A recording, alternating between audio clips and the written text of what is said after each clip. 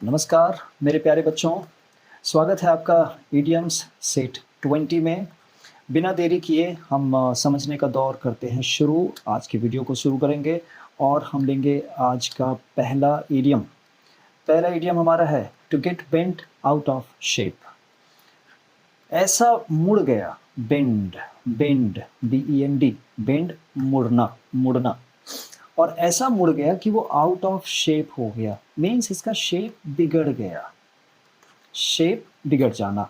तो उसको आप डिफॉर्मेशन कहते हैं कि वो डिफॉर्म हो गया, या डिस्टॉर्शन भी कहते हैं, डिस्टॉर्टेड हो गया। वो कैसा हो गया? डिस्टॉर्टेड, उसकी शक्ल ही बिगड़ गई। और जब मैंने शक्ल वर्ड बोला तो क्या शक्ल में होठ की वैल्यू है ना? चलिए अब एक इमेज देखते हैं। इस इमेज में क्या है? ये जो बम्पर है, अगर एक्सीडेंट के बाद ये पिचक जाए, डेंट हो जाए, तो इस पूरी गाड़ी की शक्ल बिगड़ गई ना। गाड़ी की शक्ल बिगड़ गई तो ये मुड़ गया ना, बेंड हो गया ना एक्सीडेंट के कारण। तो ये नाराज होगा एक्सीडेंट से क्योंकि इसकी शक्ल बिगड़ गई। तो या तो शक्ल बिगड़ गई तो नाराज हो गए, या नाराज होंगे तो शक्ल बिगड़ेगी। बात तो एक ही है। तो to get bent out of shape का मतलब ही हो जा रहा है कि आप गुस्से को जाहिर कर रहे हैं। तो कोई कहेगा don't get bent out of shape, ऐसे मत करो, तुम्हारी शक्ल अच्छी नहीं लग रही। मीन्स नाराजगी में आप अच्छे नहीं लगते। शायद ही कोई अच्छा लगता है बच्चों को छोड़ करके। चलिए इसका एग्जाम्पल लेंगे। Don't get so bent out of shape just because I was 5 minutes late. 5 minute की देरी में तुम इतना नाराज क्यों हो रहे हो? शक्ल अपनी बिगाड़ो मत। डन। चलिए हम दूसरे पे आते हैं। दूसरा, before you can say Jack Robinson, sorry before you can say Robinson Crusoe. अच्छा मैंने जैक रॉबिन्सन बोला ना, ठीक है, ये भी आप ले सकते हैं। Before you can say Robinson Crusoe और जैक रॉबिन्सन। इसका मतलब क्या है कि इससे पहले कि आप कहें रॉबिन्सन क्रूसो, इसके दो मीनिंग होंगे, ध्यान रखिएगा। पहला अभी लेकर के चल रहा हूँ। Before you can say Robinson Crusoe या जैक रॉबिन्सन, इसका मतलब है कि इससे पहले आप कहें और गोली आपको लग गई, यानी पलक झपकते ही, इतनी जल्दी फैसला हुआ, पलक झपकते ही, in the twinkling of an eye जैसे बोलते हैं।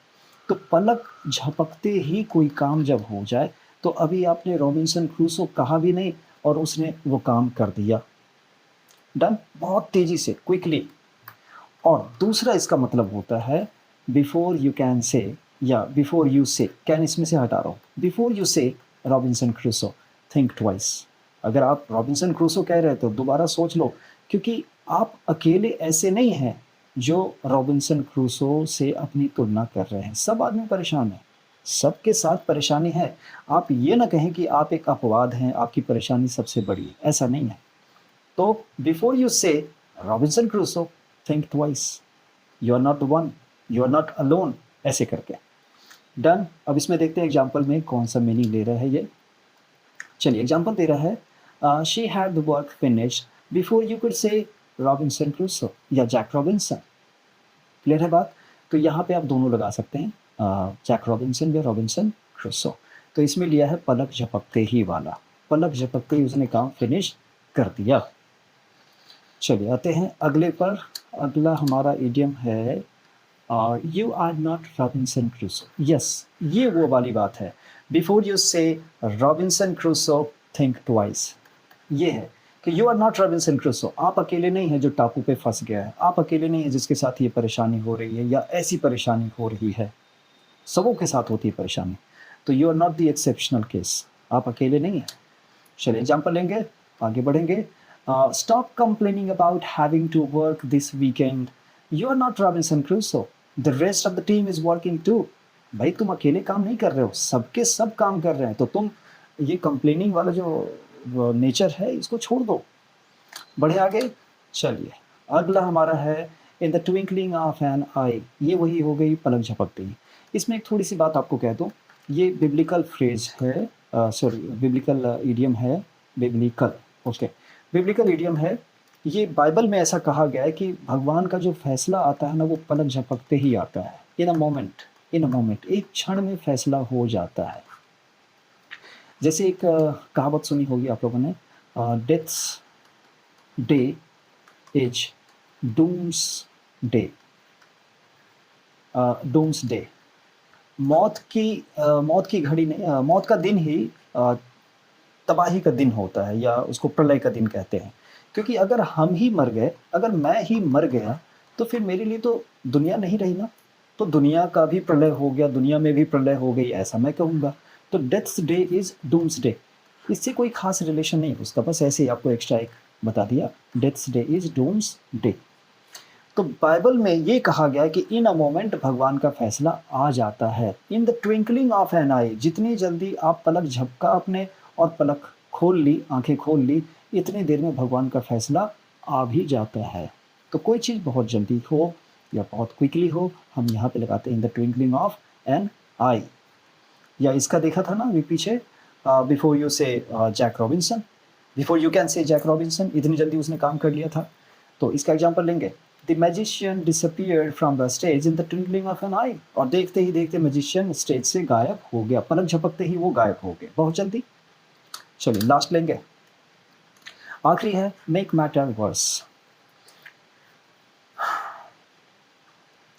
आपको ऑफिस जाना है, डन, 9 बजे पहुंचना है, 9 o'clock आपको पहुंचना था, और 8:30 बजे आप घर से निकलते हैं। और आपके जाने का रास्ता 30 मिनट का है। अचानक से क्या हुआ, घर से आप निकले और एक गाड़ी ने आपके ऊपर गंदे पानी को स्प्लैश कर दिया। गाड़ी गई और उसका छींटा आपके कपड़े पर आ गया। अब आप क्या करेंगे, आपको कपड़ा चेंज करना होगा। कपड़ा चेंज जब करेंगे तो उसमें टाइम जाएगा, पता चले 8:45 घर पे ही हो गया। तो आप अब 15 मिनट में ऑफिस नहीं पहुंचेंगे तो उसका खामियाजा आपको भुगतना पड़ेगा। डन। तो आपको अब बॉस से डांट लगेगी।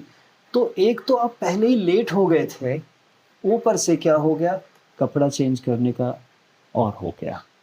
तो things got worse. Make matter worse क्या हुआ कि गाड़ी ने आपके ऊपर स्प्लैश कर दिया। डन। खराब स्थिति को और खराब कर देना है मेक मैटर वर्स कर देना। एग्जाम्पल लेंगे, I was already late for the meeting and to make matters worse I locked my keys in the car. अब गाड़ी तक तो पहुंच गया, लेकिन गाड़ी की चाबी उसने गलती से अंदर ही छोड़ दी। कभी ऐसा होता है ना, ऑटो डोर जो है, अब चाबी तो अंदर ही रह गई और उसने बाहर से लॉक कर दिया। अब तो उसको देरी होगी, तो स्थिति खराब हो गई ना। चलिए हम अब आखिरी मन की बात मैं कह दूं और अलविदा कहूं। We are human, but are we humane? देखिए, मैंने इन्हीं तीनों शब्दों का इस्तेमाल किया है और बात गहरी है, ह्यूमन बनने की ज़रूरत है। चलिए इसी अच्छे विचार के साथ ये वीडियो यहीं समाप्त करूंगा और मिलता हूं अगले वीडियो में। नमस्कार।